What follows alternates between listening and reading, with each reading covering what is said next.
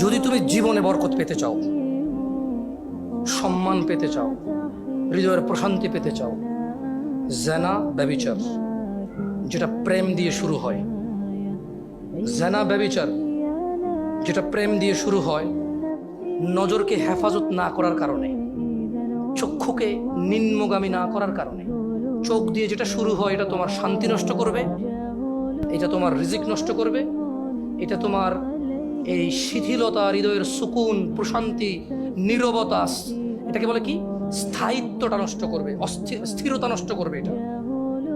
ছোট ভাই, তোমার প্রতি আমার নসিহত, তুমি কে নীল পড়ছে, লাল পড়ছে, কে ছোট পড়ছে, কে বড় পড়ছে, তুমি এগুলা মেজারমেন্ট করার দরকার নাই।